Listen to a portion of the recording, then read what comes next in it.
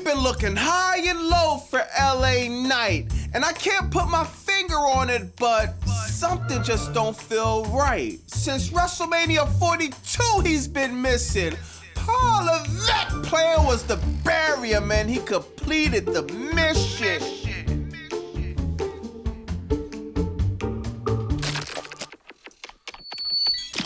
Paul Levesque. What did you do with our guy, LA Knight? We've been looking everywhere for him, man. We can't find him nowhere. We didn't check the lost and found. We didn't check catering. Maybe bro done stumbled and bumbled in the Bermuda Triangle, and now he's poof, disappeared forever and ever and ever. Right before WrestleMania 40 snooze, wasn't he just on iShow Speed Stream? Well, it's ironic because ever since then, his career done slowed down. This is crazy. Raw on Netflix put on one huge snooze fest last night, and it could really use LA Knight in some type of storyline. Now I joke about LA Knight stumbling and bumbling from time to time, but let's be real. This dude is one of the best promo guys in wrestling. The gimmick is over. He connects with the crowd. He's solid in the ring. The fact WWE can't come up with anything is embarrassing. At this point, with TNA only doing around 160,000 viewers on their show Impact, somebody like LA Knight could really actually help them get over it because they really need it. I don't think it's just a coincidence that rumors came out about top talents taking pay cuts, then all of a sudden LA Knight disappears. It's hard for me to believe he wasn't one of the wrestlers who got hit with a huge pay cut, unfortunately. Wow, what a way to destroy his momentum right after WrestleMania. What is Triple H heat with LA Knight, the head of cremation? The head of creative, keeps turning around and burying the guy. And now he doesn't even try to bury him no more. He's just telling him now, just don't show up to work. This is crazy, man. Every night, LA Knight's been missing. Now I'm thinking, we gotta update the LA and LA Knight now. How about, I don't know, literally absent! And the rumor is we won't be seeing the guy anytime soon. But if you do run into him, make sure you call 1-800-BOBBY Monsoon. Now, another guy that went missing is Punk.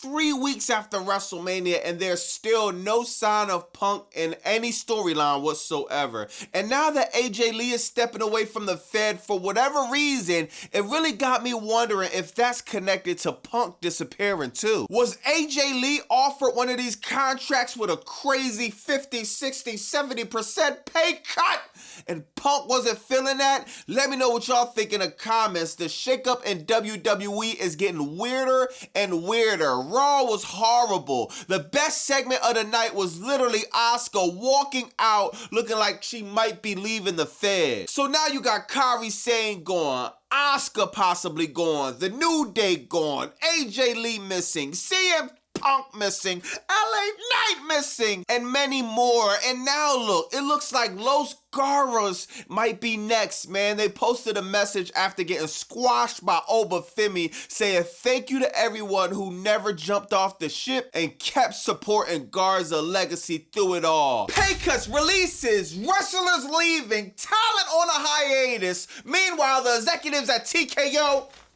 stuffed their pockets with millions and acting shameless, man. The Fed is giving me flashbacks when I was in high school and it was a fire drill. Oh, why you say that, Bobby Monsoon? Think about it. Everyone is leaving the building! At this rate, they ain't gonna have no wrestlers left. And all they'll have is the $3 billion of debt. Now, recently, Zilla Fatu was asked if he considered going to AEW if WWE took too long to sign him, and basically said, nah, his heart is with the E because that's where his family legacy is. Now, I understand that Zilla Fatu is one of the hottest names in the indies right now. He been doing this thing all over the place, building momentum, and people know he got star potential. But honestly, if AEW was on the table and they could work something out, I think that might help him out long term, man. he could continue to build his own identity, tell different stories, and eventually go to WWE later on when all this TKO madness settles down. Right now, WWE is in a weird space, man. The contracts is weird, the creative is weird, everything is just weird. Tony Khan gets Zilla Fatu, dog. I promise he'll be one of the top stars on AEW roster. If the Fed gets him, it's gonna be a bunch of click copy, click paste, click copy, click paste. Booking with the bloodline over and over and over and over and over the same thing, and dog, I'm just sick of it, man. I do understand why he called the Fed the E, though. Think about it. Empty, embarrassing, exhausting, emotionless, and I've had enough! Oh, why you say that, Bobby Monsoon, exclusively on BobbyMonsoon.com. Y'all asked for it and it's here. The Why You Say That t-shirt. I want to thank everybody that's copping the merch, that's liking, commenting, subscribing, hyping, everybody in my lives multiple times in the week, all the people in the chat. I want to thank everybody, man. Y'all really helped the channel grow.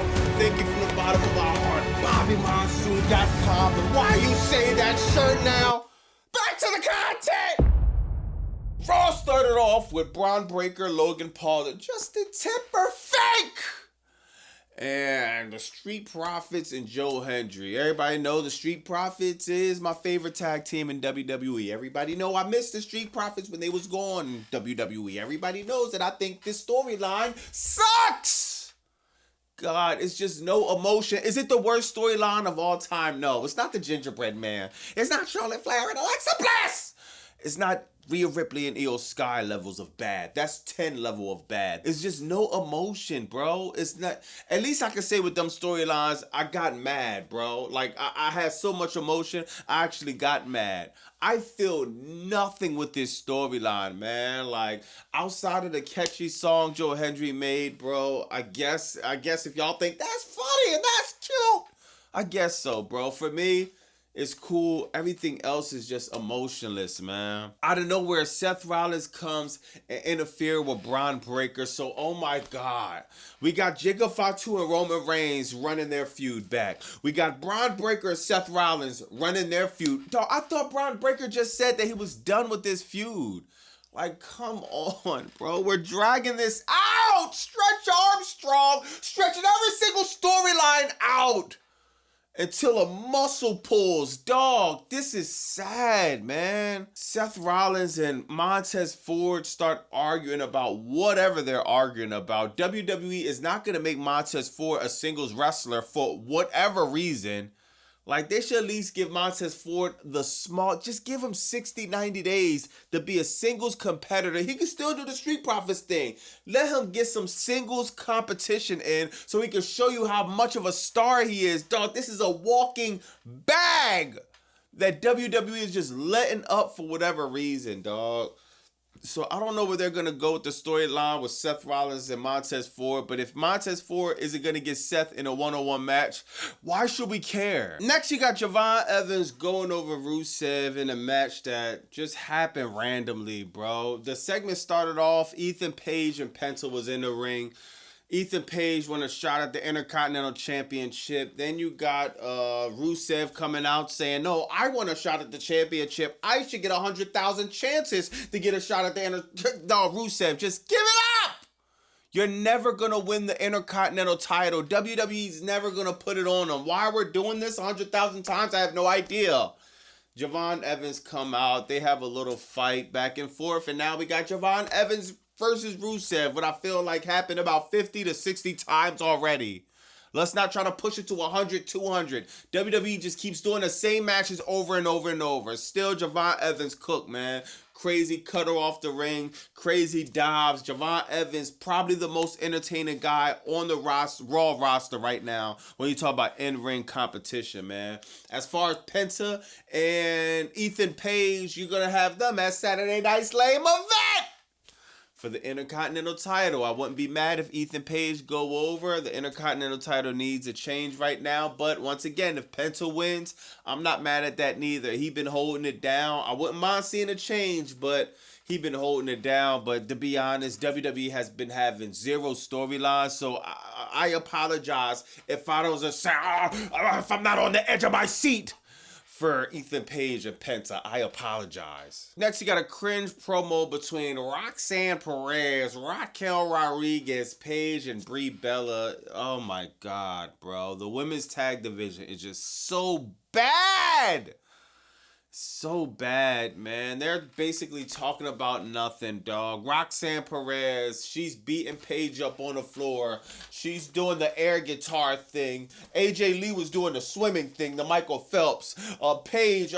Roxanne Perez doing an air guitar thing, hitting Brie Bella. It's just like, sis, come on, dog.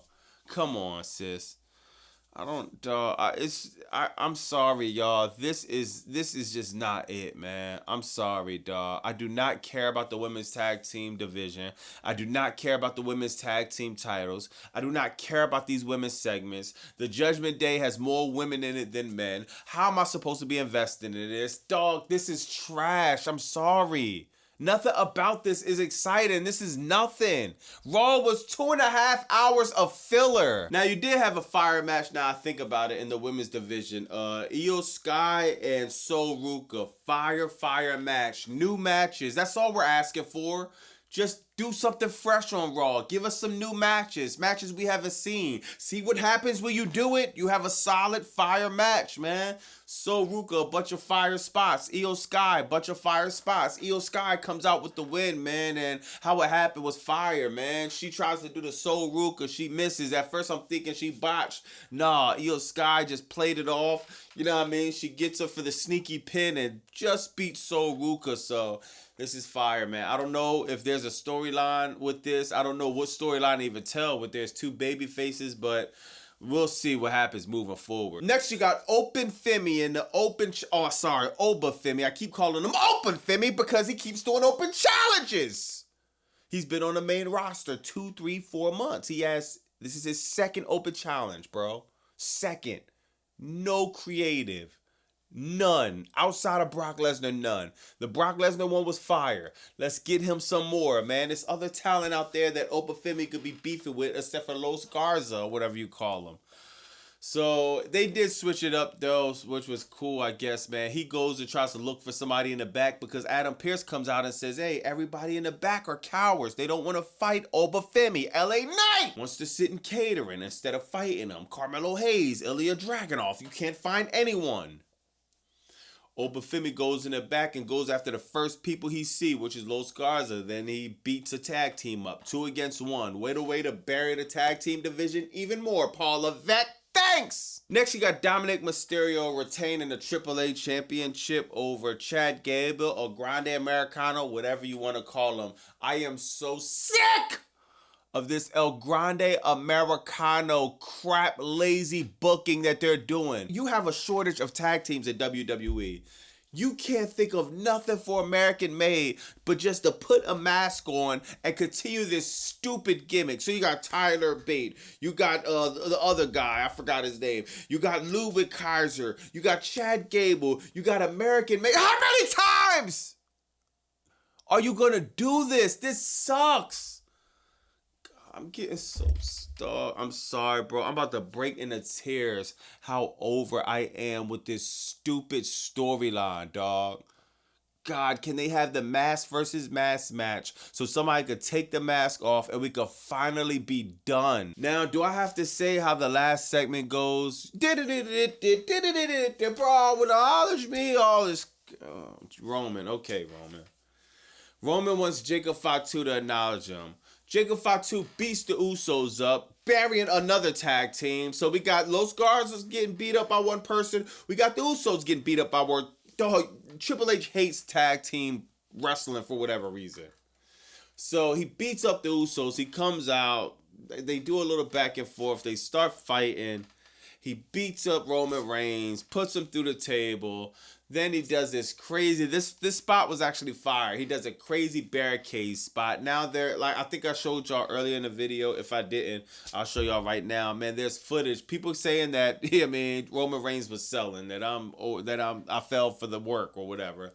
But Roman Reigns, he looked legitimately hurt, man. I don't know if he hurt his shoulder when he got put through the table. I don't know if he hurt it more when he got put through the barricade. I haven't seen no storylines about it or backstage dirt sheets. So maybe it was a work, maybe not. We'll know, man. I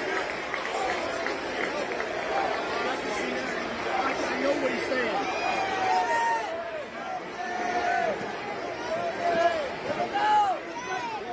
Roman Reigns, he has a few weeks that he's going to be showing up before June, bro. He'll be here all May, but he'll be over here at Trasha, Italy.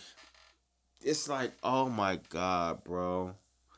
I would love Roman Reigns, man. I just want them to do something different. They've been doing the same thing year after year after.